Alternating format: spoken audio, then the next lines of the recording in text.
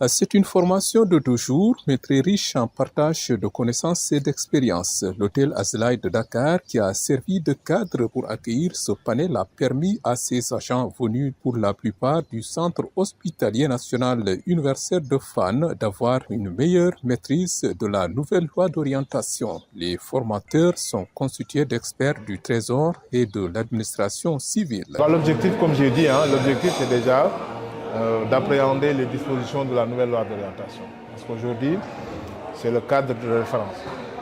Si vous avez aujourd'hui un nouveau texte qui doit impacter sur le fonctionnement de votre structure, vous êtes obligé de le maîtriser. L'objectif, comme j'ai dit, c'était de veiller à ce que les administrateurs maîtrisent les dispositions de la nouvelle loi d'orientation, de même que ces textes d'application, et de poser également les problématiques et les défis qu'il faudra relever pour que son incorporation ne soit pas un problème pour l'hôpital. En tout cas, nous avons tenu vraiment une très bonne séance qui nous a quand même permis de comprendre que l'hôpital aujourd'hui a en tout cas des administrateurs de référence, des administrateurs qui comprennent l'enjeu et qui quand même maîtrisent bien le dispositif. Vraiment, c'est le lieu également de remercier et de féliciter le président du conseil d'administration ainsi que tous les administrateurs, de même que la directrice de l'hôpital, qui nous ont en tout cas mis dans de bonnes conditions de travail pour qu'on puisse en tout cas réussir ce pari de la formation qui doit s'inscrire dans le temps. L'autre module de cette session de formation a porté sur le processus d'élaboration et d'exécution budgétaire qui a permis d'aborder les questions liées au mouvement de crédit et de dépenses, entre autres.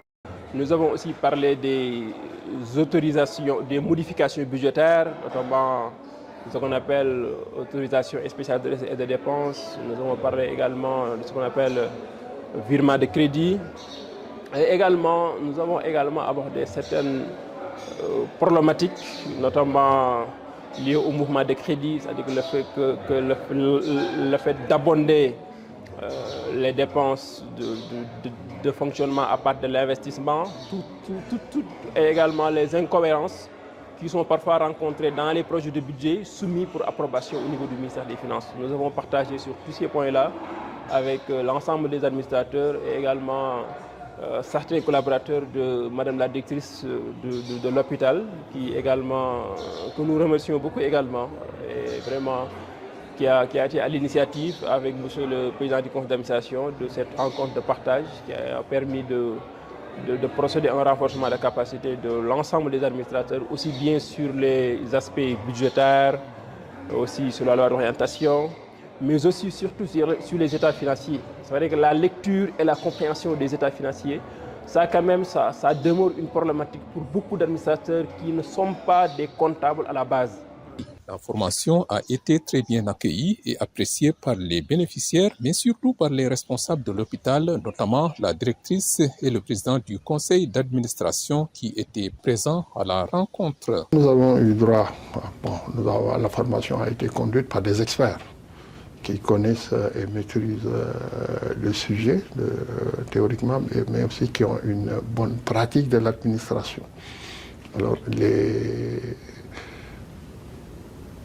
les cibles étaient un peu diversifiées puisqu'on a dans le conseil des éléments qui viennent d'horizons divers, mais ils ont globalement apprécié et ils se sont vraiment approprié les éléments essentiels ou majeurs qui ont été exposés.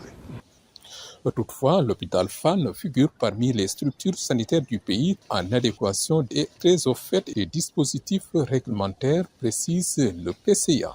Là, je vous assure, on n'a pas de problème par rapport à cette loi. C'est-à-dire toutes les innovations qui sont prévues par la loi, Fann a commencé à les mettre en œuvre.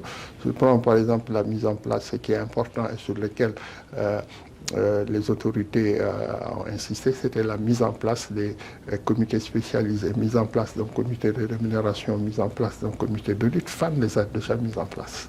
Voilà. Fann a rapport respecte l'agenda qui est proposé par le contrôle financier pour la tenue en fait, des conseils d'administration et pour les éléments qui doivent être traités au sein de ce conseil d'administration. Je prends par exemple pour les réunions trimestrielles, les réunions du premier trimestre. Toute cette réunion a été organisée à bonne date.